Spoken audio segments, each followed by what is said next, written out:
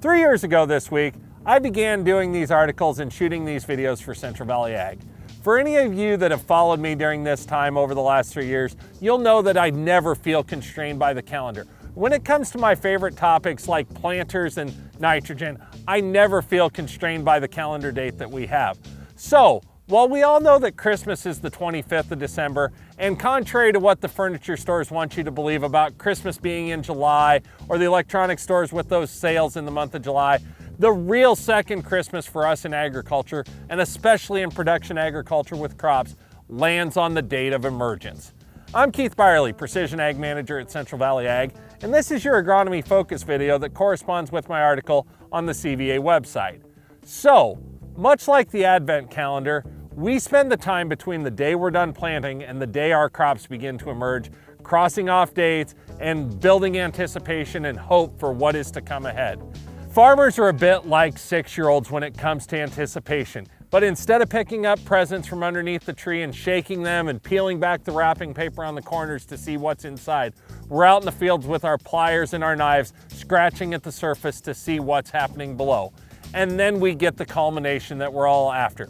Much like Christmas morning, the day that our fields begin to turn green and we see those sprouts poking through the ground, we know that hope is here and that we've gotten what our heart desires. But sometimes it doesn't always work out the way that we want. Sometimes it's a bit like getting socks from your grandma for Christmas.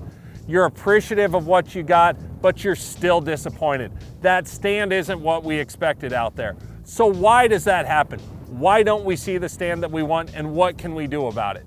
Well, the time for talking about how to avoid it has come and gone. We spent the winter months talking about what we could do with our planter on downforce systems and managing residue and things like that to get the consistency of stand. Now we have to deal with what we have out there. And the only way we can deal with what we have is to accurately measure it so we know what we have and where to attack. So in the past, you've heard me talk about measuring our emergence, and that's what we're going to talk about again today. I want you to go to the farm supply store, buy 150 flags of one color, 50 flags of another, and a Sharpie marker, and watch your fields. The day that you begin to see those crops emerge out there, start putting flags out with a 1 next to every plant that's emerged in 1/1000th of an acre out there. Day number 2, the same thing, same color flag with a 2, day number 3 a 3, and then stay out until we get to day number 10 and mark those with a 10. But on day number 10, I want you to take that second colored flag out there and start marking the inconsistencies that we have in our seed spacing. Mark where we have doubles, mark where we have skips, and mark where we have those misplaced seeds that aren't right on the spacing. We're gonna use these two numbers separately to come up with what's going on out in our fields. When we look at those plants with the 1s and 2s on it, we wanna compare the total number on any day to our target population. We want to see 97% of our crop emerge in the first 2 days, with no less than 85% of it being on one day. If we have anything less than that 97% number, you're giving up yield that we can fix to put money back in your pocket.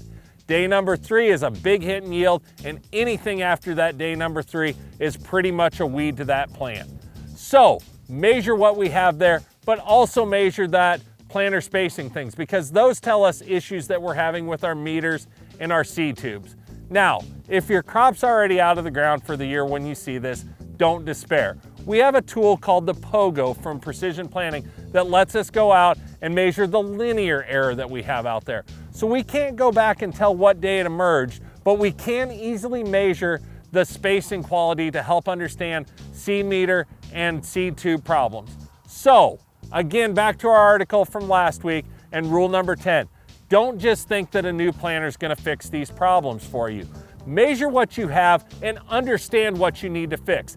A better planter or better decision making is the key to avoiding these issues in the future and making things better the next cropping cycle. But don't just think that this is about next year. Also consider those population stands and the maximum yield potential we have depending on day emergence when we make decisions later on about extra fertilizer, fungicides, and those things.